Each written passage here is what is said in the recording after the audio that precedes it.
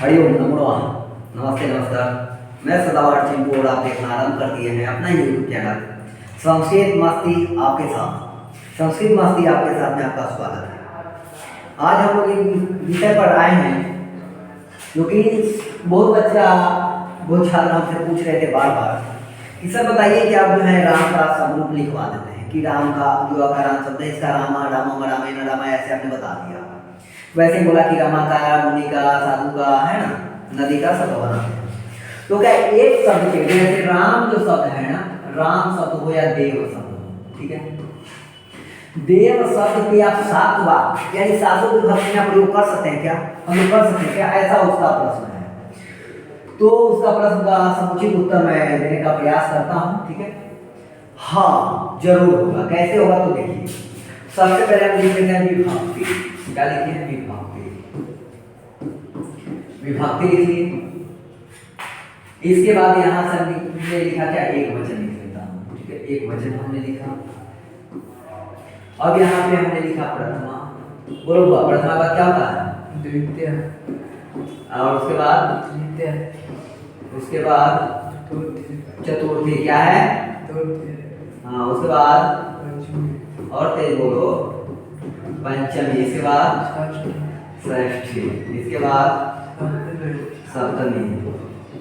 इसके बाद संबोधन, है ना। संबोधन को भी लिख लिए, ठीक। अब कहता है हुआ जैसे देव का रूप लिखे। किसका रूप लिख ले? देव का लिखने बोलो, ठीक है। देवा देवा क्या है? देवेन, ऐसा होता है ना। देवाय। उसके बाद क्या है? बोलो देवा। क्या है? देवा देवस्य देवे ये देव। ऐसा ही है ना। क्या होगा? बोलो फटाफट। इसका पहचान को मैं बताता चलूं क्या? बोलिए पहचान नहीं चाहिए। इसका पहचान भी मैं आपको देते चलूं, अच्छी बात है। कहता है सबसे पहले प्रथमा होता है तो प्रथमा को पर्दा बोलते हैं ना। यहाँ बोल सकते हैं देव ने, ठीक है। दूसरा में क्या बोल सकते हैं? देव को। क्या बोलेगा? देव को। ये जो है ना आपका हिंदी चीज क्या हो गया?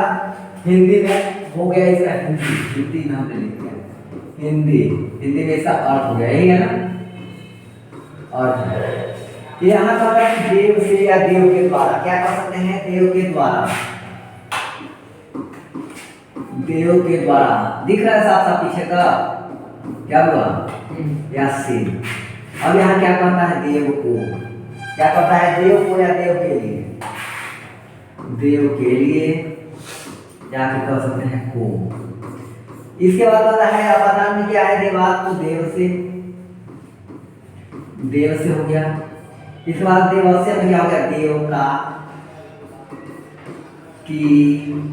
के, ठीक है। देव में क्या रहता है? देव में। क्या होगा? देव में। और संबोधन का हे देव कह सकते हैं ना। क्या दिक्कत? देव में या पर यहाँ कह सकते, यहाँ लिख दूँ इसको। यहाँ पे हो गया प्रथमा, याद रखिएगा। यहाँ पे द्वितीय का है, या ऐसे लिख देता हूँ छोटा कर देता हूँ, ठीक है। ग्रीन वाला से लिखूंगा तो आपको पता चलेगा ना।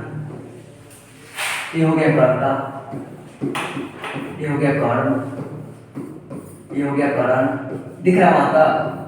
ये हो गया संप्रदान। इसके बाद है अपादान। इसके बाद है संबंध। इसके बाद क्या है? इसके बाद क्या हुआ? अधिकरण। इसके बाद क्या है? यहाँ संबोधन। ये देव संबोधन हो गया। यहाँ तक कोई कंफ्यूजन है नहीं ना? यहाँ तक कोई कंफ्यूजन? यहाँ तक किसी को कोई कंफ्यूजन नहीं होगा। आगे हम देखते हैं दूसरे पेज को हम पढ़ते हैं, ठीक है। एक सेकंड पहले देखते हैं। क्या हमने कहा कि देवा म देवम देवे न देवाय, यह जो है प्रथमा द्वितीय चतुर्थी तक लिए करके हमने गया है। और आपको बताने का प्रयास किया कि कर्ता कर्म और कर्म संप्रदान अपदान ये सारा चीज हमने आपको लगा दिया। इसका हिंदी अर्थ भी हमने आपको बता दिया। तो इसके बाद पता कि इसमें हम जाएंगे तो सबसे पहले बात बनाएंगे कर्ता से। तो पहला वाक्य हमारा बनता है, पहला वाक्य क्या बनता है? तो देवः तत्र गच्छति। क्या हो गया? देवः तत्र गच्छति। बात को समझिएगा।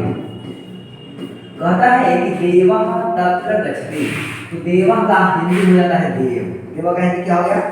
देव, क्योंकि ये करता है।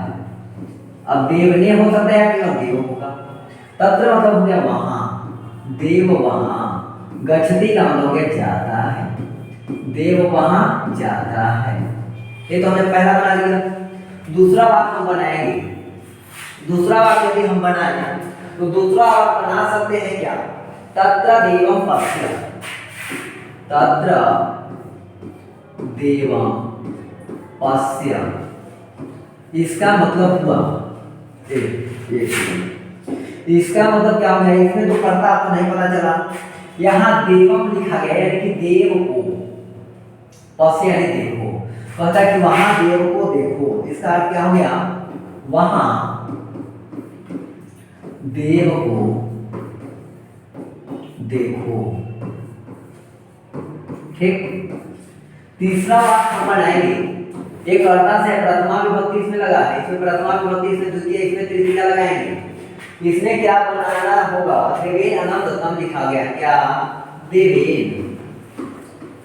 देवेन का हिंदी क्या होना चाहिए? देव के द्वारा या देव से। अणम दत्तम, अणम दत्तम यानी कहता है कि देव के द्वारा जो है ना, यानी देव से जो है ना धन क्या किया जाता है? तो दिया जाता है। देव के द्वारा अन्न दिया जाता है। क्या हो गया? देव के द्वारा अन्न दिया जाता है, देव के द्वारा अन्न दिया जाता है। ठीक है, दिया जाता है। अब जब चतुर्थी में आएंगे तो जब कहता है देवाय, यानी देव के लिए। क्या हो गया? देवाय फलम देहि, देहि। हमने कहा कि देव के लिए, किसके लिए? तो देव के लिए, देव के लिए,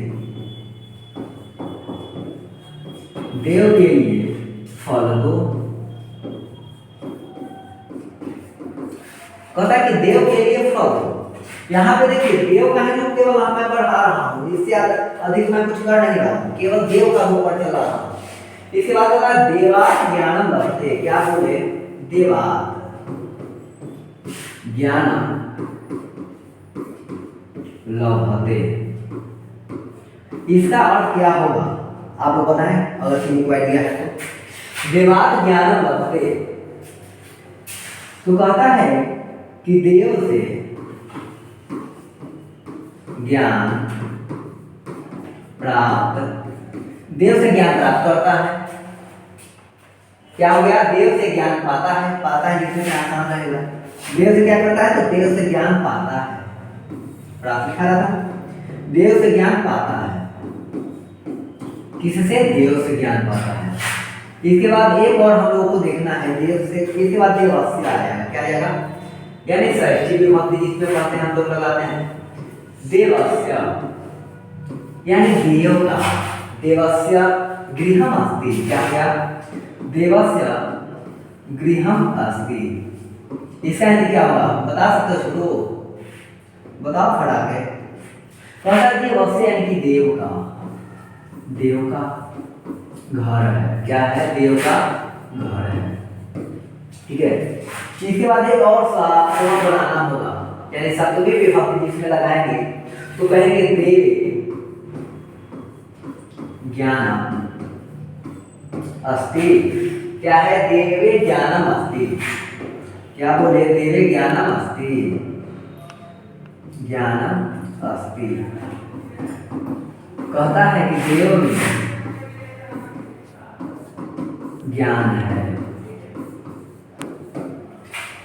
अब खड़ा के इधर हम थोड़ा सा बैक की ओर आ जाते हैं और कहते हैं कि प्रथमा द्वितीय कि सभी देव का ही रूप यहाँ पे हुआ है।